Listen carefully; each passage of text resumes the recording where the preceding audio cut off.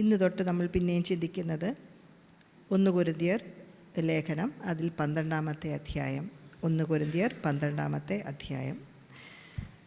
നമുക്കെല്ലാവർക്കും ആത്മീയ വരങ്ങളെക്കുറിച്ച് അറിവുണ്ട്, കേട്ടിട്ടുണ്ട്, അറിവുണ്ട്. എന്തിനാണ് ദൈവം ആത്മീയ വരങ്ങളെ നമുക്ക് തരുന്നത്? ആർക്കാണ് ദൈവം ആത്മീയ വരങ്ങളെ തരുന്നത്? ആത്മീയ വരങ്ങൾ ഉപയോഗിക്കുമ്പോൾ എന്തൊക്കെ കാര്യങ്ങൾ നമ്മൾ ശ്രദ്ധിക്കണം? ഒന്ന് മനസ്സിലാക്കുക. അപ്പോസ്തലനായ പൗലോസ് തന്നെ തുടങ്ങിയ ഒരു സഭയായിരുന്നു കൊരിന്ത്യ സഭ. എന്നാൽ അദ്ദേഹത്തിൻ്റെ അഭാവത്തിൽ ചില പ്രശ്നങ്ങളൊക്കെ അവിടെ ഉണ്ടായി. അപ്പോൾ തന്നെ അവർ കത്തെഴുതി പല കാര്യങ്ങളെക്കുറിച്ച് ചോദിച്ചു. അപ്പോസ്തലനായ പൗലോസ് പല കാര്യങ്ങളെക്കുറിച്ച് അറിഞ്ഞു, കത്തെഴുതി പല കാര്യങ്ങളും ചോദിച്ചു. അതിന് മറുപടിയായിട്ടാണല്ലോ 1 കൊരിന്ത്യ ലേഖനവും 2 കൊരിന്ത്യ ലേഖനവും എഴുതുന്നത്. കഴിഞ്ഞ യൂട്യൂബിനകത്ത് എല്ലാ വീഡിയോസും ഉണ്ട്, വായിച്ച് കേൾക്കാനൊക്കെയുള്ള അവസരങ്ങളുണ്ട്. 8-ാം അധ്യായം മുതൽ 1 കൊരിന്ത്യർ 8-ാം അധ്യായം മുതൽ ആരാധനയെക്കുറിച്ചുള്ള കാര്യങ്ങളാണ് അപ്പോസ്തലനായ പൗലോസ് പറയുന്നത്. അതിനു മുമ്പേ ഭിന്നതകളെക്കുറിച്ചൊക്കെ പറഞ്ഞു. ഇപ്പോൾ ആരാധന, ദൈവിക ആരാധന എങ്ങനെ ആയിരിക്കണം, അതിൽ വിഗ്രഹാർപ്പിതത്തെക്കുറിച്ച് ഉള്ള കാര്യങ്ങൾ പറഞ്ഞു. അതിനുശേഷം 11-ാം അധ്യായം നമ്മൾ കഴിഞ്ഞ മാസങ്ങളിലൊക്കെ കേട്ടത്, ആരാധനയിൽ എന്തുകൊണ്ട് തല മൂടണം, സ്ത്രീകൾ എന്തുകൊണ്ട് തല മൂടണം. പിന്നെ അത് മാത്രമല്ല, ദൈവത്തിൻ്റെ മേശയിൽ നമ്മൾ എങ്ങനെ ആയിരിക്കണം, എന്ത് തിന്നാലും കുടിച്ചാലും എല്ലാം ദൈവമഹത്വത്തിനാകണം എന്നുള്ള ഒരു രീതിയിലാണ്, ആ ഒരു പ്രധാന തത്വത്തിലാണ് ദൈവിക ആരാധനയെക്കുറിച്ച് പറയുന്നത്. സ്തോത്രം. നമ്മളെല്ലാവരും ദൈവിക ആരാധനയിൽ കൂടുന്നവരാണ്. നമുക്കെല്ലാവർക്കും ഒരു സ്പിരിച്വൽ ഗിഫ്റ്റ്, ഒരു ആത്മീയ വരമുണ്ട്. അങ്ങോട്ടും ഇങ്ങോട്ടും നോക്കിയെന്ന് പറയാമോ? ദൈവം എനിക്ക് ആത്മീയ വരങ്ങളെ തന്നിട്ടുണ്ടെന്ന് പറയാമോ? ദൈവം എനിക്ക് ആത്മീയ വരങ്ങളെ തന്നിട്ടുണ്ട്. ദൈവം എനിക്ക് ആത്മീയ വരങ്ങളെ തന്നിട്ടുണ്ട്. ദൈവമാണ് എനിക്ക് ആത്മീയ വരങ്ങളെ തന്നതെന്ന് പറയാമോ? ദൈവമാണ് എനിക്ക് ആത്മീയ വരങ്ങളെ തന്നത്. സ്തോത്രം. ഇവിടെ 1 കൊരിന്ത്യർ 1-ാം അധ്യായത്തിൻ്റെ 1 കൊരിന്ത്യർ 12-ാം അധ്യായത്തിൻ്റെ 1 മുതൽ 3 വരെയുള്ള വാക്യങ്ങൾ ഒന്ന് വായിച്ചട്ടെ. 1 കൊരിന്ത്യർ 12-ാം അധ്യായത്തിൻ്റെ 1 മുതൽ 3 വരെ. സഹോദരന്മാരെ, ആത്മീയ വരങ്ങളെക്കുറിച്ച് നിങ്ങൾക്ക് അറിവില്ലാതിരിക്കരുതെന്ന് ഞാൻ ആഗ്രഹിക്കുന്നു. നിങ്ങൾ ജാതികളായിരുന്നപ്പോൾ നിങ്ങളെ നടത്തിയതുപോലെ ഊമവിഗ്രഹങ്ങളുടെ അടുക്കൽ പോകുക പതിവായിരുന്നു എന്ന് നിങ്ങൾ അറിയുന്നുവല്ലോ. ആകയാൽ ദൈവാത്മാവിൽ സംസാരിക്കുന്നവൻ ആരും യേശു ശപിക്കപ്പെട്ടവനെന്ന് പറയുകയില്ല. പരിശുദ്ധാത്മാവിനാൽ അല്ലാതെ യേശു കർത്താവെന്ന് പറയാൻ ആർക്കും കഴിയുകയില്ല എന്ന് ഞാൻ നിങ്ങളെ ഗ്രഹിപ്പിക്കുന്നു. ഈ 1, 2, 3 വാക്യങ്ങൾ അറിവ്, പിന്നെയും പറയുന്നു ഗ്രഹിക്കുക, 2-ാം വാക്യത്തിൽ അറിയുന്നുവല്ലോ. അറിവ്, ഗ്രഹിക്കുക. അപ്പോൾ ഈ 3 വാക്യങ്ങളിലും അത് പറയണമെങ്കിൽ ദൈവവചനത്തിൽ അറിവിന്, ദൈവത്തെക്കുറിച്ച്, ദൈവിക സത്യങ്ങളെക്കുറിച്ചുള്ള അറിവിന് നാം എത്രമാത്രം പ്രാധാന്യം കൊടുക്കണം. ദൈവവചനത്തിൽ ദൈവിക സത്യത്തെക്കുറിച്ചുള്ള അറിവിന് നാം എന്ത് ചെയ്യണം?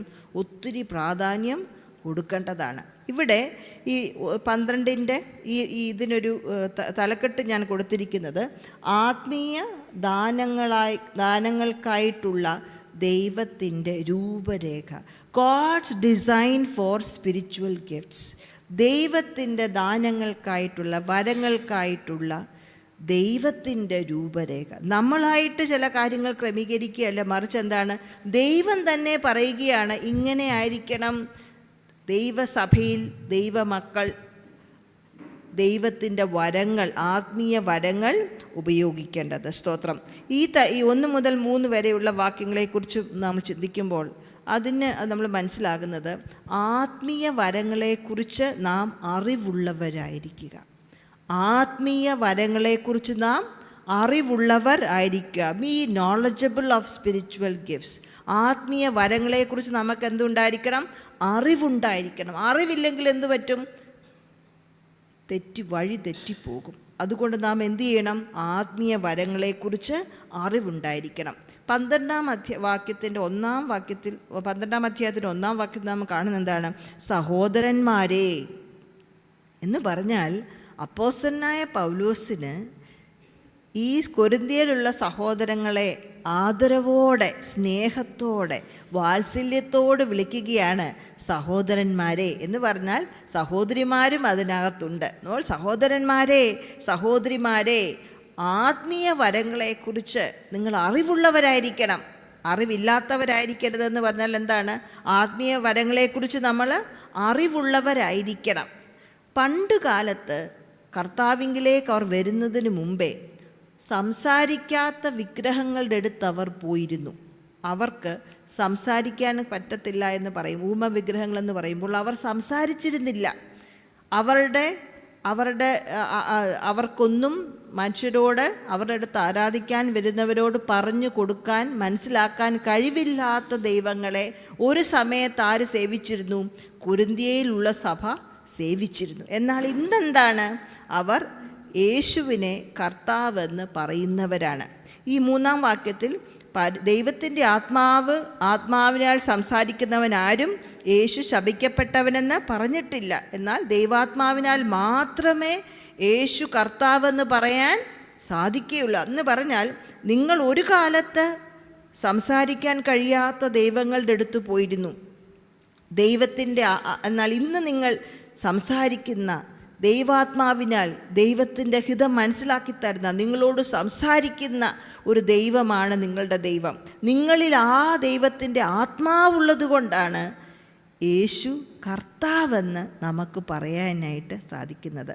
യേശു കർത്താവെന്ന് വേണേൽ കളിയാക്കി പറയാം, യേശു കർത്താവെന്ന് ചുമ്മാ പറയാം. എന്നാൽ വിശ്വസിച്ചുകൊണ്ട് എൻ്റെ ജീവിതത്തിൽ യേശു കർത്താവാണെന്ന് പറയണമെങ്കിൽ പരിശുദ്ധാത്മാവിൻ്റെ സഹായമില്ലാതെ കഴിയുകയില്ല. പരിശുദ്ധാത്മാവാണ് ഒരു വ്യക്തിക്ക് യേശു കർത്താവെന്ന് പറയാനായിട്ട് ഇടവരുന്നത്. ഒരു കാര്യം നമ്മളിവിടെ മനസ്സിലാക്കണം. പണ്ട് കാലത്ത് പല മതങ്ങൾക്കും, ലോകത്തിൽ പല മതങ്ങൾക്കുള്ളതിൽ അവർക്ക് ചിലരൊക്കെ, നമ്മുടെ നാട്ടിലുള്ള, നമ്മുടെ ഇന്ത്യയിലുള്ള മതങ്ങളെക്കുറിച്ച് നോക്കിയാലും അറിയാം, അതിൽ ചിലർക്കൊക്കെ ദൈവവുമായ ഒരു അഭേദ്യ ബന്ധമുണ്ടാകും. ആ ചിലർക്കൊക്കെ അവർക്ക് ഒരു സമാധി അല്ലെങ്കിൽ ആത്മവിവശത പോലൊക്കെ അനുഭവപ്പെടും. അതുമാത്രമല്ല, അവർ ചില കാര്യങ്ങളൊക്കെ സംസാരിക്കും. അത് സംസാരിക്കുന്ന കേൾക്കാൻ ജനങ്ങളെല്ലാം ഒരുമിച്ച് കൂടും. ചിലർക്ക് മാത്രം ചില പ്രത്യേകമായ അനുഭവങ്ങൾ ലഭിച്ചു. എന്നാൽ നമുക്ക് അപ്പോസ്തല പ്രവൃത്തി 2-ാം അധ്യായത്തിൽ വായിക്കുമ്പോൾ 120 പേര് കൂടിയിരുന്നു. നമ്മൾ വായിക്കുന്നുണ്ടല്ലേ, 120 പേര് കൂടിയിരുന്നു. അഗ്നിജ്വാല പോലെ പിളർന്ന നാവുകൾ അവർക്ക് പ്രത്യക്ഷനായി അവരുടെ ഓരോരുത്തൻ്റെ മേലും പതിഞ്ഞു. എന്ന് പറഞ്ഞാൽ 120 പേര് പരിശുദ്ധാത്മാവിന് വേണ്ടി കാത്തിരുന്നപ്പോൾ അവരിൽ ചിലരുടെ മേലല്ല അഗ്നിനാവുകൾ പതിച്ചതും ആത്മാവിൽ സംസാരിക്കാൻ തുടർന്നതും എല്ലാവരും ആത്മാവിനാൽ സംസാരിച്ചു. അപ്പോൾ വ്യത്യാസം മനസ്സിലാക്കുക. ചില മതങ്ങൾ വിശ്വസിക്കുന്നത് ചിലർക്ക് മാത്രം ഒരു ആത്മീയ അനുഭവം ഉണ്ടാകുമെന്ന്. എന്നാൽ എല്ലാവർക്കും, യേശു കർത്താവെന്ന് പറയുന്ന എല്ലാവർക്കും ആത്മീയ കാര്യങ്ങൾ മനസ്സിലാക്കി തരാൻ, ആത്മീയ വരങ്ങൾ പ്രാപിക്കാൻ കഴിയും എന്ന് മനസ്സിലാക്കുക. അന്ന് കാലത്ത് ജനങ്ങൾ മനസ്സിലാക്കിയിരുന്നു, അന്നത്തെ ആദിമസഭയിൽ, ഇത് ആത്മവരങ്ങളുള്ളത്, ആത്മാവിൽ സംസാരിക്കുന്നത് ഒരാത്മീയൻ്റെ പ്രത്യേകതയാണ്. ആത്മാവിൽ സംസാരിക്കുന്നത്, ആത്മീയ കാര്യങ്ങൾ മനസ്സിലാക്കുന്നത് ഒരു വ്യക്തിയുടെ പ്രധാന കാര്യമായിരുന്നു. എന്നാൽ കൊരിന്ത്യ സഭയെ നമുക്കറിയാമല്ലോ, കൊരിന്ത്യ സഭയിൽ ഒരു ആത്മീയ വരങ്ങൾക്കും കുറവില്ലാത്തവരായിരുന്നു. 1-ാം അധ്യായത്തിൻ്റെ 7-ാം വാക്യത്തിൽ നമ്മൾ വായിച്ചതാണ്. ഒരു ആത്മീയ വരങ്ങൾക്കും കുറവില്ലാത്ത ഒരു സഭയായിരുന്നു. എന്നാൽ അപ്പോസ്തലനായ പൗലോസ് ഇവിടെ നമുക്കൊക്കെ ക്രിസ്തീയ ചരിത്രത്തിൽ അല്ലെ ദൈവശാസ്ത്രത്തിൽ ഒരു വഴിത്തിരിവ് നൽകുന്ന ഒരു സത്യം പറയുകയാണ്. എന്താണ് പറയുന്നത്? യേശു കർത്താവാണ്. യേശു കർത്താവാണെന്ന് ഞാൻ ഒരിടത്ത് ചെന്ന് ഇരുന്നിട്ട് എനിക്ക് മനസ്സിലാകുന്ന കാര്യമല്ല, മറിച്ച് പരിശുദ്ധാത്മാവ് എനിക്ക് വെളിവാക്കി തരുന്നതാണ് യേശു കർത്താവാണെന്ന്. അപ്പോൾ ഞാൻ ഒരിടത്ത് ചെന്ന് കുറേ പ്രാർത്ഥിക്കുമ്പോൾ എനിക്കുണ്ടാകുന്ന ഒരു ആത്മീയ അനുഭവമല്ല, മറിച്ച് പരിശുദ്ധാത്മാവിനാൽ എൻ്റെ മനസ്സിൽ ദൈവം വെളിപ്പെടുത്തുന്ന ഒന്നാണ് യേശു കർത്താവാണ്. യേശു കർത്താവാണ് എന്നുള്ള കാര്യം എന്നിൽ വസിക്കുന്ന പരിശുദ്ധാത്മാവ് എനിക്ക് വെളിപ്പെടുത്തി തരും. സ്തോത്രം. ഈ പരിശുദ്ധാത്മാവാണ് എനിക്ക് കൃപ തരുന്നത്, എനിക്ക് വരങ്ങൾ തരുന്നത്. അപ്പോൾ ആരാണ് പ്രാധാന്യം? എനിക്ക് വെളിപ്പെടുത്തി തരുന്ന ദൈവമാണോ, ഞാനാണോ? എനിക്ക് വെളിപ്പെടുത്തി തരുന്ന ദൈവമാണ് ഇവിടെ പ്രാധാന്യം. എന്നിൽ പകർന്ന വരങ്ങളാണോ, എന്നിൽ ആത്മാവാണോ ഇവിടെ പ്രാധാന്യം? പരിശുദ്ധാത്മാവാണ് പ്രാധാന്യം. എന്നിൽ വരങ്ങൾ നൽകി നമ്മൾ വരങ്ങൾ നൽകി എന്നുള്ളത് സത്യമാണെങ്കിലും എന്നിൽ പകർന്നത് ആരാണോ അദ്ദേഹമാണ്, ദൈവമാണ്. പരിശുദ്ധാത്മാവിനാണ് ഇവിടെ പ്രാധാന്യം. ഞാൻ ദൈവം തരുന്ന വരങ്ങൾ ഉപയോഗിക്കുന്നു എന്ന് മാത്രമേ ഉള്ളൂ. സ്തോത്രം. യേശുവിൻ്റെ കർത്തൃത്വമാണ് ഇവിടെ പ്രാധാന്യം. എന്നിൽ പകർന്ന പരിശുദ്ധാത്മാവിനാണ് ഇവിടെ പ്രാധാന്യം കൊടുക്കുന്നത്. അപ്പോൾ യേശുവിന് വിരോധമായി സംസാരിക്കുന്നവർക്ക് ആർക്കും പരിശുദ്ധാത്മാവിൻ്റെ വരങ്ങൾ ഉപയോഗിക്കാൻ സാധ്യമല്ല. യേശുവിന് വിരോധമായി, യേശുവിൻ്റെ കർത്തൃത്വത്തിന് വിരോധമായി സംസാരിക്കുകയും പ്രവർത്തിക്കുകയും ചെയ്യുന്ന ആർക്കും ഈ ആത്മീയ വരങ്ങൾ ഉപയോഗിക്കാൻ സാധ്യമല്ല. അവരിൽ വെളിപ്പെടുന്നത് ആത്മീയ വരങ്ങളുമല്ല. കാരണം എന്താണ്? യേശു കർത്താവ് എന്ന് മനസ്സിലാക്കി അതിനനുസരിച്ച് ജീവിക്കുന്നവനാണ് ആത്മീയൻ. സ്തോത്രം. അപ്പോൾ എന്താണ് വരങ്ങളെക്കുറിച്ച് മനസ്സിലാക്കേണ്ട ഒന്നാമത്തെ കാര്യം? എല്ലാവർക്കും ദൈവം വരങ്ങളെ തരും. എല്ലാവർക്കും അത് തരുന്നത് ദൈവമാണ്. എന്നിൽ പകരുന്ന പരിശുദ്ധാത്മാവാണ് യേശു കർത്താവെന്ന് പറയാൻ എന്നെ സഹായിക്കുന്നത്. യേശു പരിശുദ്ധാത്മാവാണ്. യേശു ആണ് എനിക്ക് പരിശുദ്ധാത്മാവിന് എനിക്ക് വരങ്ങൾ നൽകുന്നത്. യേശു കർത്താവാണ്. യേശു കർത്താവാണ്. അത് ഞാൻ മനസ്സിലാക്കണം. യേശുവിൻ്റെ കർത്തൃത്വവും ആത്മീയ വരങ്ങളും തമ്മിലുള്ള ബന്ധം. യേശുവിൻ്റെ കർത്തൃത്വവും ആത്മീയ വരങ്ങളും തമ്മിലുള്ള ബന്ധം. അപ്പോൾ നമ്മളിലെല്ലാം ആത്മീയ വരങ്ങളുണ്ട്. നമ്മളെല്ലാവരും എന്തു ചെയ്യണം? യേശുവിൻ്റെ കർത്തൃത്വത്തിൻ്റെ കീഴിൽ നമ്മളെ തന്നെ സമർപ്പിക്കണം. യേശുവിൻ്റെ കർത്തൃത്വത്തിൻ്റെ കീഴിൽ നമ്മളെ തന്നെ സമർപ്പിക്കണം. ഇനി അടുത്ത വാക്യങ്ങളൊന്ന് വായിക്കാം. 4 മുതൽ 7 വരെയുള്ള വാക്യങ്ങൾ. എന്നാൽ കൃപാവരങ്ങളിൽ വ്യത്യാസമുണ്ട്, ആത്മാവ് ഒന്നത്രേ. ശുശ്രൂഷകളിൽ വ്യത്യാസമുണ്ട്, കർത്താവ് ഒരുവൻ. വീര്യപ്രവർത്തികൾ വ്യത്യാസമുണ്ട്, എങ്കിലും എല്ലാവരിലും എല്ലാം പ്രവർത്തിക്കുന്ന ദൈവം ഒരുവൻ തന്നെ. എന്നാൽ ഓരോരുത്തന് ആത്മാവിൻ്റെ പ്രകാശനം പൊതു പ്രയോജനത്തിനായി നൽകപ്പെടുന്നു. ഇവിടെ നാം 4 മുതൽ 7 വരെയുള്ള വാക്യങ്ങൾ നാം മനസ്സിലാക്കുന്നത്, ആത്മീയ വരങ്ങൾ ദൈവം തരുന്നത് 7-ാം വാക്യത്തിൻ്റെ അവസാനം വായിക്കുമ്പോൾ ആത്മാവിൻ്റെ പ്രകാശനം പൊതുപ്രയോജനത്തിനായി നൽകപ്പെടുന്നു. അപ്പോൾ എന്തിനാണ് ദൈവം നമുക്ക് പരിശുദ്ധാത്മാവിലൂടെ വരങ്ങളെ തരുന്നത്? ആത്മാവിൻ്റെ പ്രകാശനം പൊതുപ്രയോജനത്തിന് എന്ന് പറഞ്ഞാൽ മറ്റുള്ളവരുടെ നന്മയ്ക്കായി, നമ്മളുടെ എല്ലാവരുടെയും നന്മയ്ക്കായി ദൈവം നമുക്ക് ഓരോരുത്തർക്കും പരിശുദ്ധാത്മാവിൻ്റെ വരങ്ങളെ നൽകിത്തരുന്നു. നമ്മൾ മുമ്പേ പറഞ്ഞതുപോലെ കൊരിന്ത്യ സഭയിൽ ഒരു വരങ്ങൾക്കും കുറവില്ല, പക്ഷെങ്കിൽ അവിടെ ഭിന്നതയുണ്ടായിരുന്നു. ഭിന്നത എങ്ങനെയാണ് വരുന്നത്? എനിക്ക് ഇന്ന വരമുണ്ട് എന്ന് ഞാൻ ചിന്തിച്ച് എന്നിലൊരു അഹന്തയുണ്ടാകുമ്പോഴത്തേക്ക് ശ്രദ്ധയെല്ലാം എന്താണ്? എന്നിലായി മറ്റുള്ളവരെ അംഗീകരിക്കാനോ, മറ്റുള്ളവരോട് സംസാരിക്കാനോ, മറ്റുള്ളവരോട് ശുശ്രൂഷിക്കാനോ എനിക്ക് മനസ്സില്ലാതെ വരും. അതായിരുന്നു 1 കൊരിന്ത്യർ 1-ാം അധ്യായത്തിൽ 2-ാം അധ്യായത്തിലൊക്കെ നമ്മൾ വായിക്കുന്ന ആ ഭിന്നത. സ്തോത്രം. എന്നാൽ ഇവിടെ ഒരു കാര്യം മനസ്സിലാക്കുക. കൃപാവരങ്ങളിൽ 4-ാം വാക്യം, കൃപാവരങ്ങളിൽ വ്യത്യാസമുണ്ട്, എന്നാൽ ആത്മാവ് ഒന്നത്രേ. പരിശുദ്ധാത്മാവാണ് നമുക്ക് വിവിധങ്ങളായ കൃപാവരങ്ങളെ നൽകിത്തരുന്നത്. ആത്മാവ് ഒന്ന്, എന്നാൽ വ്യത്യാസം. കൃപാവരങ്ങളിൽ എന്താണ് വ്യത്യാസം? അപ്പോൾ ഈ നാം കൃപാവരങ്ങൾ പ്രാപിച്ച നാം മറ്റുള്ളവരുമായി ചേർച്ചക്കേട്, ഇഷ്ടമില്ലായ്മ വരുമ്പോൾ നമ്മളൊന്ന് ചിന്തിക്കുക, നമ്മളിൽ പകർന്ന ആത്മാവ്, പരിശുദ്ധാത്മാവ് തന്നെ എനിക്കും മറ്റുള്ള എല്ലാവർക്കും നൽകുന്നു. അവർ തമ്മിൽ ചേർച്ചക്കേടുണ്ടാകാനായിട്ട് പരിശുദ്ധാത്മാവിന് താല്പര്യമുണ്ടോ? ഇല്ല. പൊതുപ്രയോജനമാണ് താല്പര്യം. പരിശുദ്ധാത്മാവിൻ്റെ താല്പര്യം എന്താണ്? പൊതുപ്രയോജനമാണ്. അപ്പോൾ വിവിധങ്ങളായ വ്യത്യാസമുള്ള വരങ്ങളെ ദൈവം നമുക്ക് നൽകുന്നതെങ്കിലും ഒരാത്മാവാണ്. അടുത്തത്, ശുശ്രൂഷകളിൽ വ്യത്യാസമുണ്ട് എങ്കിലും കർത്താവ് ഒരുവൻ.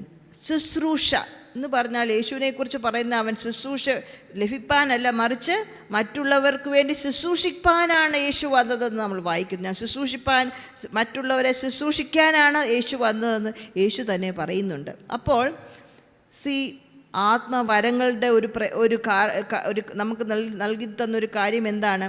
ശുശ്രൂഷിക്കാൻ. എനിക്ക് അഹന്തയുണ്ടാകാനോ മറ്റുള്ളവരോട് അസൂയ ഉണ്ടാകാനോ അല്ല, മറിച്ച് എന്താണ്? ശുശ്രൂഷിക്കാൻ. തന്നതാരാണ്? കർത്താവ്. ഇവിടെ കർത്താവ് എന്ന് പറയാൻ കാര്യം, കർത്താവ് തന്നെയാണ് മറ്റുള്ളവരെ ശുശ്രൂഷിക്കുന്നതിന് നമുക്കൊരു മാതൃക.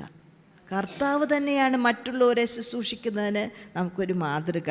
അവസാനമായി പറയുന്നു അടുത്ത വാക്യത്തിൽ, സെയിം വാക്യത്തിൽ, എല്ലാവരിലും എല്ലാം പ്രവർത്തിക്കുന്ന ദൈവം ഒരുവൻ തന്നെ.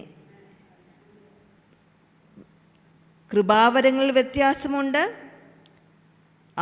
ശുശ്രൂഷകൾ വ്യത്യാസമുണ്ട്, വീര്യപ്രവർത്തികളിൽ വ്യത്യാസമുണ്ട്. എന്നാൽ same Lord, same spirit, same God. എല്ലാം ഒരേ വ്യക്തി.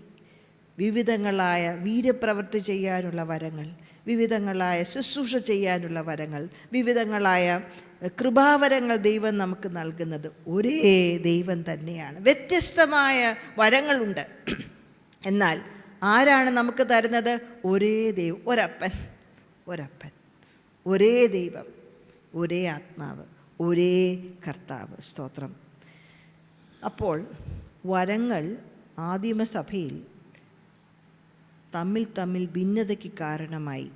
എന്നാൽ ഇവിടെ പറയുന്നു ദൈവമാണ് തന്നത്, ഒരേ ദൈവമാണ് തന്നത്, ഒരേ ആത്മാവാണ് തന്നത്, ഒരേ കർത്താവാണ് നമ്മൾ വിളിക്കുന്നത്. കർത്താവേ എന്ന് വിളിക്കുന്നത് ഒരേ കർത്താവിനെയാണ്. അതുകൊണ്ട് വഴക്കിനോ അസൂയയ്ക്കോ ഭിന്നതയ്ക്കോ ആത്മീയ വരങ്ങളെ കൊണ്ടുള്ള തലത്തിൽ ഒരു വ്യവസ്ഥയില്ല.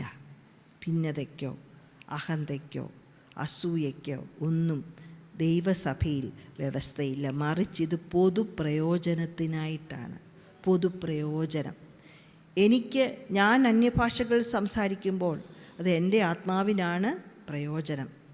എന്നാൽ ഞാൻ അന്യഭാഷകൾ സംസാരിക്കുന്നത് കൊണ്ട് എൻ്റെ ആത്മാവ് ദൈവത്തോട് കുറച്ചും കൂടി അടുക്കുമ്പോൾ എന്നെ ദൈവം മറ്റുള്ളവരുടെ പ്രയോജനത്തിനായി ഉപയോഗിക്കും. താഴെ കുറേ വരങ്ങൾ പറഞ്ഞിട്ടുണ്ട്. ആ വരങ്ങളെല്ലാം ദൈവത്തിൻ്റെ ആഗ്രഹം എന്താണ്? ഞാൻ വലുതാകാനാണോ? അല്ല, മറിച്ച് പൊതുപ്രയോജനം. എനിക്ക് പ്രയോജനമുണ്ടാകും, എന്നാൽ അതിൽ ഉപരിയായിട്ട് പൊതുപ്രയോജനം. വ്യത്യാസമുണ്ട്, വരങ്ങളിൽ വ്യത്യാസമുണ്ട്, അത് മനസ്സിലാക്കുക. പക്ഷെങ്കിൽ അത് നമ്മളെ ഭിന്നതയിലേക്ക് നടത്താനല്ല, മറിച്ച് പൊതുപ്രയോജനത്തിനായിട്ട് ദൈവം പരിശുദ്ധാത്മാവിനെ നമുക്ക് നൽകിയിരിക്കുന്നു. ദൈവത്തിൻ്റെ ആഗ്രഹം ഇതാണ്, പൊതുപ്രയോജനം. സ്തോത്രം. ഇപ്പോൾ 1-2 കാര്യങ്ങൾ നമ്മളിവിടെ കണ്ടല്ലോ. യേശുവിനെ കർത്താവെന്ന് പറയാത്ത ഒരു വ്യക്തിക്ക് പരിശുദ്ധാത്മാവിൻ്റെ വരങ്ങൾ ഉപയോഗിക്കാൻ വ്യവസ്ഥയില്ല. യേശുവിനെ നാം കർത്താവെന്ന് മനസ്സിലാക്കി അത് കൺഫസ് ചെയ്യണം. അത് രണ്ടാമത്, എല്ലാ ഗിഫ്റ്റും പ്രാധാന്യമാണ്. വ്യത്യാസമുണ്ട്, അത് നമ്മൾ സമ്മതിക്കുന്നു. പക്ഷേ എല്ലാ ഗിഫ്റ്റും ദൈവത്തിന് തന്നതായതുകൊണ്ട് അത് ഒരുപോലെ പ്രാധാന്യമാണ്. സ്തോത്രം. അത് ഉപയോഗിക്കുന്ന രീതിയിൽ വ്യത്യാസമുണ്ടായിരിക്കാം. ഒരു വിശ്വാസം എന്ന് പറയുമ്പോൾ അതാരും കാണുന്നില്ല. അതേസമയം പ്രവചനം എന്ന് പറയുമ്പോൾ മറ്റുള്ളവരത് കാണും, മറ്റുള്ളവരത് കേൾക്കും. അപ്പോൾ അത് ഉപയോഗിക്കുന്ന രീതിയിൽ വ്യത്യാസമുണ്ടെങ്കിലും എല്ലാം ദൈവം തന്നതാണ്. അതൊരിക്കലും എനിക്ക് ലഭിച്ച എനിക്കല്ല, എൻ്റെ നേട്ടമല്ല, മറിച്ച് എന്താണ്? ദൈവത്തിൻ്റെ ദാനമാണ്. എൻ്റെ നേട്ടത്തിന് വേണ്ടിയോ അല്ലെങ്കിൽ എൻ്റെ സ്വാർത്ഥമായ ഉപയോഗത്തിന് വേണ്ടിയല്ല, മറിച്ച് എന്താണ്, പൊതുപ്രയോജനത്തിന് വേണ്ടിയാണ്. എനിക്കൊരു വരം ലഭിച്ചെന്ന് പറഞ്ഞ് എനിക്ക് മറ്റുള്ളവരെക്കാൾ ഞാൻ സ്വതന്ത്രനായി എനിക്കിനി വേറെ ആരെയും ആവശ്യമില്ല, അങ്ങനെയല്ല. മറിച്ച് എന്താണ്, എനിക്ക് ദൈവം ഗിഫ്റ്റ് തന്നത് എന്തിനാണ്? പൊതുപ്രയോജനത്തിനായി, ദൈവത്തിന്, എൻ്റെ നേട്ടത്തിന് വേണ്ടിയല്ല, എൻ്റെ കുത്തകയ്ക്ക് വേണ്ടിയല്ല, മറിച്ച് എന്താണ്, പൊതുപ്രയോജനത്തിനായി ദൈവം നമുക്ക് ഓരോരുത്തർക്കും ദൈവം വരങ്ങളെ നൽകിയിരിക്കുന്നു. അപ്പോൾ അഹന്തയ്ക്കോ അസൂയയ്ക്കോ ഭിന്നതയ്ക്കോ നമ്മളിൽ എന്തുണ്ടാകരുത്, ഇടയുണ്ടാകരുത്. കാരണം എന്താണ്, ദൈവമാണ് തന്നത്. എന്നിൽ ഒരു ഗിഫ്റ്റ് എനിക്ക് തരുമ്പോൾ എൻ്റെ എന്തെങ്കിലും കണ്ടിട്ടാണോ? അല്ല, ദൈവം തന്നു, അത്രയേ ഉള്ളൂ പറയാൻ. ദൈവം എനിക്ക് നൽകിയതാണ്. സ്തോത്രം. മൂന്നാമതായിട്ട് 8 മുതൽ 11 വരെയുള്ള വാക്യം വായിക്കുമ്പോൾ, ദൈവം ഓരോരുത്തർക്കും വ്യത്യസ്ത ദാനങ്ങൾ പകുത്തു നൽകുന്നു. ദൈവം ഓരോരുത്തർക്കും വ്യത്യസ്ത ദാനങ്ങൾ പകുത്തു നൽകുന്നു. നമുക്കൊന്ന് വായിക്കാം. ഒരുത്തന്, ഇവിടെ പറയുകയാണ് പല വരങ്ങളുണ്ട്, ആ വരങ്ങൾ കുറച്ചൊക്കെ പറയുകയാണ്, നമുക്കൊന്ന് എണ്ണാം. ഒരുത്തന് ആത്മാവിനാൽ ജ്ഞാനത്തിൻ്റെ വചനവും, മറ്റൊരുത്തന് അതേ ആത്മാവിനാൽ പരിജ്ഞാനത്തിൻ്റെ വചനവും നൽകപ്പെടുന്നു. വേറൊരുത്തന് അതേ ആത്മാവിനാൽ വിശ്വാസം, മറ്റൊരുത്തന് അതേ ആത്മാവിനാൽ രോഗശാന്തിയുടെ വരം, മറ്റൊരുത്തന് വീര്യപ്രവർത്തികൾ, മറ്റൊരുവന് പ്രവചനം, മറ്റൊരുവന് ആത്മാക്കളുടെ വിവേചനം, വേറൊരുവന് പലവിധ ഭാഷകൾ, മറ്റൊരുവന് ഭാഷകളുടെ വ്യാഖ്യാനം. എത്രണ്ണം നമ്മൾ കണ്ടു? 9 ഇവിടെ നമ്മൾ വായിക്കുന്നുണ്ട്. എന്നാൽ ഇത് എല്ലാം പ്രവർത്തിക്കുന്നത് താൻ ഇച്ഛിക്കും പോലെ അവനവന് അതത് വരം പകുത്തു കൊടുക്കുന്ന ഒരേ ആത്മാവ് തന്നെ. അപ്പോൾ ദൈവമാണ് വിവിധ വരങ്ങളെ വിവിധങ്ങളായ നമുക്ക് ഓരോരുത്തർക്കും പകുത്ത് നൽകുന്നതാണ്. ദൈവം നമ്മളെ വ്യക്തിപരമായി കാണുന്നു. സഭയായി നമ്മളെ ദൈവം കാണുന്നെങ്കിലും വ്യക്തിപരമായി ദൈവം നമ്മളെ അറിയുന്നുണ്ട്. ആ അറിവനുസരിച്ച് എന്തു ചെയ്യും? ദൈവം നമുക്ക് ഓരോ വരങ്ങളെ പകുത്ത് നൽകും. നമ്മൾ പകുത്ത് കൊടുക്കുക എന്നൊക്കെ നമ്മുടെ കുഞ്ഞുങ്ങളുള്ളപ്പം പകുത്ത് കൊടുക്കുക, ആഹാരം പകുത്ത് കൊടുക്കും. പണ്ട് കാലത്ത് ആകപ്പാട് ഇത്രയുള്ള ആഹാരം, അതുകൊണ്ട് അത്രയ്ക്കൊക്കെ ഇല്ലേ.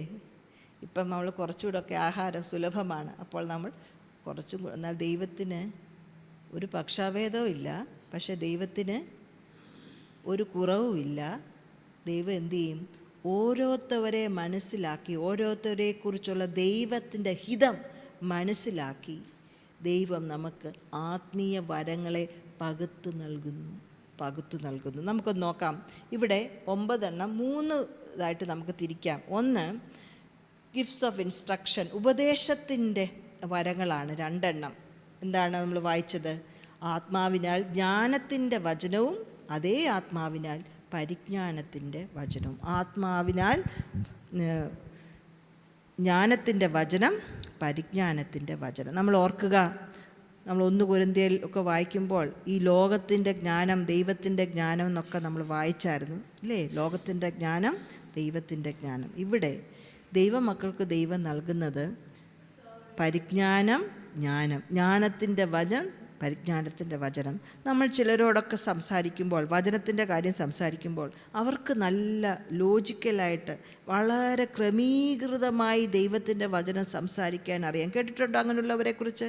അവർക്ക് വ്യക്തമായി ദൈവം എന്താണ് ഈ വചനത്തിൻ്റെ ജ്ഞാനം പകർന്നിരിക്കുകയാണ്. അവർക്ക് ഓർത്തിരിക്കും, അവർ പഠിക്കും, അവർ ശ്രദ്ധിച്ചിരുന്ന് പഠിക്കും. അവർക്ക് ദൈവം ആ വരങ്ങളെ കൊടുത്തിരിക്കുകയാണ്. എന്തിനാണ് ആ വരങ്ങളെ കൊടുത്തിരിക്കുന്നത്? മറ്റുള്ളവരുടെ പ്രയോജനത്തിനായി, പൊതുപ്രയോജനത്തിനായി. അവർ സമയം മെനക്കെട്ടിരുന്ന് പഠിപ്പിച്ച് മനസ്സിലാക്കി മറ്റുള്ളവർക്ക് പറഞ്ഞു കൊടുക്കും. അവർക്ക് ലഭിച്ചിരിക്കുന്ന വരമാണ് ജ്ഞാനത്തിൻ്റെ വരം, പരിജ്ഞാനത്തിൻ്റെ വരം. ഇത് ദൈവാത്മാവ് നൽകുന്നതാണ്, ജ്ഞാനത്തിൻ്റെ വരം, പരിജ്ഞാനത്തിന്. അടുത്തത് gift of super natural power എന്ന് പറഞ്ഞാൽ വളരെ ശക്തിയുള്ള വിശ്വാസത്തിൻ്റെ വരം, സൗഖ്യങ്ങളുടെ വരം, വീര്യപ്രവർത്തികളുടെ വരം. ഇതൊക്കെ പരിശുദ്ധാത്മാവിൻ്റെ, ദൈവത്തിൻ്റെ ശക്തി വെളിപ്പെടുത്തുന്ന വരങ്ങളാണ്. അടുത്തത് പ്രോഫസി, പ്രവചനം, വിവേചന വരം, ടങ്സ്, അന്യഭാഷകളുടെ വ്യാഖ്യാനം, ഇതൊക്കെ ദൈവത്തിൻ്റെ വചനം മറ്റുള്ളവരോട് സംസാരിക്കുന്ന, പൊതുവായി സംസാരിക്കുന്ന വരങ്ങളൊക്കെയാണ്. നമുക്കൊന്ന് നോക്കാം. ഗിഫ്റ്റ് ഓഫ്, മൂന്നാമത് നമ്മൾ കണ്ട ഗിഫ്റ്റ് ഓഫ് ഫെയ്ത്ത്. നമുക്കെല്ലാവർക്കും വിശ്വാസമുണ്ട്, ക്രിസ്ത്യാനികൾക്ക് എല്ലാവർക്കും വിശ്വാസമുണ്ട്. ഈ വിശ്വാസം ദൈവത്തിൻ്റെ ദാനമാണ്. യേശു ദൈവമെന്ന് വിശ്വസിക്കുന്ന ആ പരിശുദ്ധാത്മാവിലാണ് നമുക്ക് തരുന്നത്. എന്നാൽ ചിലർക്ക് അസാമാന്യമായ വിശ്വാസമുണ്ട്. ചിലർക്കൊക്കെ അസാമാന്യം, അവർ ചഞ്ചലപ്പെടുകയില്ല. അവർ പ്രാർത്ഥനാ മുറിയിൽ ഇരുന്ന് പ്രാർത്ഥിച്ച് ദൈവത്തിൻ്റെ മുഖം കണ്ടവരാണ്. അവർക്ക് അസാമാന്യമായ വിശ്വാസം. ഞാൻ ഓർക്കുന്നുണ്ട്, ഈ ചർച്ച് പണിയുന്ന സമയത്ത് നമുക്കറിയാമല്ലോ ഒത്തിരി പ്രശ്നങ്ങളുണ്ടായിരുന്നു. ഞങ്ങൾ ചില സഹോദരിമാർ ചേർന്ന് നിന്ന് പ്രാർത്ഥിക്കുമായിരുന്നു. എല്ലാ ദിവസവും പ്രാർത്ഥിക്കും, എല്ലാ ആഴ്ചയിലും ഒരു ദിവസം പ്രാർത്ഥിക്കും. ഒരു പ്രിയ ആൻറ്റി എന്നോട് പറയും, ഈ സഭ പണിയും. നമുക്കന്ന് അന്നത്തെ അവസ്ഥകൾ അറിയാവുന്ന ചിലരൊക്കെ ഇവിടെ ഉണ്ടല്ലോ, നമുക്കത് വിശ്വസിക്കാൻ പോലും സാധിക്കാത്തൊരു സമയത്താണ് ആ പ്രിയ ആൻറ്റി എന്നോട് പറയും, ഈ സഭ പണിയും അമ്മാമ്മേ, ഈ സഭ പണിയും, ഈ സഭ പണിയും. അവരിൽ ഞാൻ കണ്ടത് എന്താണ്? അസാമാന്യമായ ഒരു വിശ്വാസം. ചിലർക്കൊക്കെ നമ്മുടെ പ്രതികൂലങ്ങളെ കാണുമ്പോൾ, പ്രശ്നങ്ങളെ കാണുമ്പോൾ ചിലരൊക്കെ എന്ത് ചെയ്യും? പതറിപ്പോകും. എന്നാൽ ചിലരെന്താണ്? മുമ്പോട്ട് പോകും. ലോത്ത് ഭാര്യയെയും പുറകോട്ട് നോക്കി. അബ്രഹാം എന്ത് ചെയ്തു? മുമ്പോട്ട് നോക്കി. അവർക്കൊക്കെ കിട്ടിയതാണ് വിശ്വാസത്തിൻ്റെ വരം. ഒരു പക്ഷേ ഈ വിശ്വാസത്തിൻ്റെ വരം പറയാൻ കാരണം അടുത്തുള്ള വരങ്ങൾ, രോഗസൗഖ്യങ്ങളുടെ വരം അല്ലെങ്കിൽ വീര്യപ്രവർത്തികളുടെ വരമൊക്കെ വിശ്വാസത്താൽ സംഭവിക്കുന്നതാണ്. സ്തോത്രം. രോഗസൗഖ്യങ്ങളാണ്, ഒരു സൗഖ്യമല്ല, രോഗസൗഖ്യങ്ങൾ. യേശു ചെയ്ത പ്രവൃത്തി ചെയ്യുവാനുള്ള രോഗസൗഖ്യത്തിൻ്റെ വരം. ഞാൻ നമ്മുടെ ചർച്ചിലുള്ള ഒരാളോട് അദ്ദേഹത്തിന് ലഭിച്ച രോഗസൗഖ്യത്തെക്കുറിച്ച് പറയാനായിട്ടൊന്ന് പറഞ്ഞു. Shekhar please come. പലരും ശേഖറിനെ അറിയാം, എന്നാലും ശേഖറിന് ലഭിച്ച ഒരു രോഗസൗഖ്യത്തെക്കുറിച്ച്.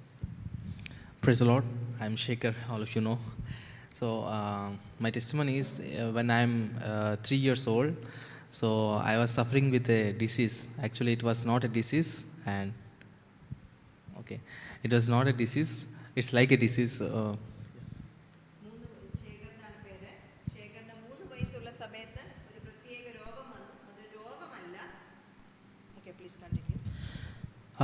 The disease is I cannot stand or I cannot sit in a straight way. I have to sit or stand like this way. നേരെ നിൽക്കാനോ നേരെ ഇരിക്കാനോ സാധ്യമല്ല. തല ഇങ്ങനാക്കി മാത്രമേ ഇരിക്കാനും നിൽക്കാനായിട്ട് സാധിക്കുകയുള്ളൂ. Yeah, because bleeding was coming from my nose, and it was too much bleeding coming through my nose, and that it is like a water. വെള്ളം പോലെ എൻ്റെ മൂക്കിൽ നിന്ന് രക്തം ഇങ്ങനെ ഒഴുകിക്കൊണ്ടിരിക്കുകയായിരുന്നു. Yeah, so to stop that bleeding, I have to keep my head like this, and I have to walk, or I want to sit. Even I want to sleep, then I want to keep my head like this. ഉറങ്ങുകയാണെങ്കിലും ഇരിക്കുകയാണെങ്കിലും നിൽക്കുകയാണെങ്കിലും തല പുറകിലോട്ട് വെച്ച് മാത്രമേ കാര്യങ്ങൾ ചെയ്യാനായിട്ട് സാധിച്ചുള്ളൂ. Doctor did lot of tests, and I went through lot of diagnosis, but every reports are negative. Everyone is saying that nothing is there, but no one identified that what is the disease is. Doctors പല ടെസ്റ്റുകൾ ചെയ്തു, എന്നെല്ലാം ഒരു പ്രശ്നമില്ല. പക്ഷെങ്കിൽ എന്താ കാര്യമെന്ന് ഡോക്ടർമാർക്ക് മനസ്സിലാകുന്നില്ല. Finally, in my childhood I was too much chubby, so when the blood was gone out from body completely, I became too much thin, and I was about to die. ഒരു നല്ല ശരീരശേഷിയുള്ള ഒരു പൈതലായിരുന്നു ചെറുപ്പത്തിൽ. എന്നാൽ രക്തം ഇങ്ങനെ പോകുന്നത് കാരണം വളരെ തിന്നായി മരിക്കുന്ന ഒരു അവസ്ഥയിലോട്ടായി. And doctor also declared we cannot do anything, so finally fourth day he will die. He given a 4 days. Doctor ജീവിതം കൊടുത്തിരുന്നത് 4 ദിവസമായിരുന്നു. 4ാമത്തെ ദിവസം മരിച്ചു പോകുമെന്ന് ഡോക്ടർ പറഞ്ഞു. And the final day all was crying, and everyone thought that 4th day Shekhar will no more. 4ാമത്തെ ദിവസം എല്ലാവരും കരയുകയാണ്, കാരണം ശേഖർ അന്നും കൂടെ ഉള്ളല്ലോ. അതുകൊണ്ട് finally the day came, and bleeding still is going on, and nothing, no improvement. 4ാമത്തെ ദിവസവും പ്രത്യേകിച്ച് improvement ഒന്നും ഇല്ലാത്തൊരവസ്ഥയായി. But finally one pastor came from Kerala, so he is ministry in our place, and his name is Pastor Babu P. John. Babu P John എന്ന് പറഞ്ഞൊരു ദേവദാസൻ ആ ദേശത്ത് ശുശ്രൂഷിച്ചുകൊണ്ടിരുന്നു. And he prayed, and I live 4th day, and today also. ആ ദേവദാസൻ വന്ന് പ്രാർത്ഥിച്ചു, ഞാൻ 4-ാമത്തെ ദിവസം ജീവിച്ചു, ഇന്ന് ഞാൻ ജീവിക്കുന്നു. Yes, the person who supposed to die in the 4th day in the 3rd year, and God made that person to alive and stand in front of you and testify His name. 4-ാമത്തെ ദിവസം മരിക്കാൻ ഡോക്ടർമാർ വിധിച്ച ഞാൻ ഇന്ന് നിങ്ങളുടെ മുമ്പിൽ നിന്ന് സാക്ഷ്യം പറയുന്നു. That healing was still I am carrying that healing. No even one drop coming out of my blood, nose, and no disease, nothing. ഇന്നും ഞാൻ ജീവിക്കുന്നു. എൻ്റെ മൂക്കിൽ നിന്ന് ഒരു തുള്ളി രക്തം പോലും വരുന്നില്ല. I did not went through any operations, nothing. ഒരു ഓപ്പറേഷൻ ഒന്നും ഞാൻ ചെയ്തില്ല. That was a supernatural miracle and healing God given me. ദൈവം എനിക്ക് നൽകിയ ഒരു അത്ഭുത രോഗസൗഖ്യമാണിത്. Thank you. ഇങ്ങനെയുള്ള വരങ്ങളെ ദൈവം തരുന്നത് സാധാരണക്കാരായ നമ്മൾക്ക് യേശു കർത്താവെന്ന് ഉറച്ച് വിശ്വസിച്ച് അത് പ്രഖ്യാപിക്കുന്ന സാധാരണക്കാരായ നമുക്ക് ദൈവം വരങ്ങളെ നൽകിത്തരും. വിശ്വാസത്തിൻ്റെ വരം, സൗഖ്യത്തിൻ്റെ വരം, അതുമാത്രമല്ല വീര്യപ്രവർത്തികൾ എന്ന് പറഞ്ഞാൽ യേശു സൗഖ്യം മാത്രമല്ല ചെയ്തത്, യേശു അത്ഭുതങ്ങളും അടയാളങ്ങളും വീര്യപ്രവർത്തികളും ചെയ്തു. വെള്ളത്തിൻ്റെ മേതി നടന്നു, ഇല്ലേ? നമ്മൾ കാണുന്നില്ല പിന്നെ ആരും അങ്ങനെ ചെയ്തെന്ന്. എന്നാൽ മർക്കോസിൻ്റെ സുവിശേഷത്തെ നമ്മൾ വായിക്കുന്നുണ്ട്, നിങ്ങൾ തേളുകളുടെ മേൽ ചവിട്ടും, നിങ്ങൾ ഭൂതങ്ങളെ സൗഖ്യമാക്കും. അതെല്ലാം വീര്യപ്രവർത്തികളാണ്. സ്തോത്രം. ആത്മാവിവേചനത്തിൻ്റെ വരം, അന്യഭാഷകളുടെ വരം, അന്യഭാഷകളെ മനസ്സിലാക്കി തരുന്ന വരങ്ങൾ എല്ലാം ദൈവം നമുക്ക് നൽകിത്തരും. വാക്യാനത്തിൻ്റെ വരം. എന്നാൽ 11-ാം വാക്യം, ഇത് എല്ലാം പ്രവർത്തിക്കുന്നത് താൻ ഇച്ഛിക്കുന്ന പോലെ അവനവന് അതത് വരം പകുത്തു കൊടുക്കുന്ന ഒരേ ആത്മാവ് തന്നെ. 7-ാം വാക്യവും ഇതും നമ്മൾ താരതമ്യപ്പെടുത്തുവാണെങ്കിൽ പിന്നെയും പറയുകയാണ്, ഇതെല്ലാം പകുത്തു തരുന്നത് ഒരേ ആത്മാവ്. താൻ ഇച്ഛിക്കും പോലെ എന്ന് പറഞ്ഞാൽ നമ്മെക്കുറിച്ചെല്ലാം ദൈവത്തിനൊരു പദ്ധതിയുണ്ട്. അത് ജീവിച്ച് സൗഖ്യമായി ജീവിച്ച് മരിക്കുക, അതുമാത്രമല്ല ദൈവത്തിൻ്റെ പ്രവൃത്തി ചെയ്യാൻ നമ്മളെക്കുറിച്ചെല്ലാം ദൈവത്തിനൊരു പദ്ധതിയുണ്ട്. ആ പദ്ധതിക്കനുസരിച്ച് പരിശുദ്ധാത്മാവ് ഇതെല്ലാം എന്ത് ചെയ്യും? പകർത്തു തരും. ഈ വാക്ക് വളരെ പ്രാധാന്യമാണ് ഇവിടെ. എല്ലാം പ്രവർത്തിക്കുന്നത് താൻ ഇച്ഛിക്കും പോലെ എന്ന് പറഞ്ഞാൽ ഭിന്നതയ്ക്കോ അഹന്തയ്ക്കോ സ്വാർത്ഥതയ്ക്കോ അസൂയയ്ക്കോ ഇടമില്ല. കാരണം ദൈവത്തിന് നമ്മളെക്കുറിച്ചുള്ള ഹിതമനുസരിച്ച് ദൈവം നമുക്ക് അത് പകർത്തു തരും. സ്തോത്രം. അതുകൊണ്ടാണ് ഇതിൻ്റെ അവസാനത്തെ വാക്യം, ഈ അധ്യായത്തിൻ്റെ അവസാനത്തെ വാക്യം വായിക്കുമ്പോൾ അതിശ്രേഷ്ഠമായ ഒരു മാർഗം കാണിച്ചു തരാമെന്ന് പറഞ്ഞ് സ്നേഹത്തെക്കുറിച്ച് നമ്മൾ വായിക്കുന്നു. അപ്പോൾ ആത്മീയ വരങ്ങൾ ഉണ്ട്, അതോടൊപ്പം തന്നെ ആത്മാവിൻ്റെ ഫലമുണ്ട്. ആത്മാവിൻ്റെ ഫലത്തിൻ്റെ ആദ്യത്തെ ഫലം എന്താണ്? സ്നേഹം. അപ്പോൾ ആത്മീയ വരങ്ങളാൽ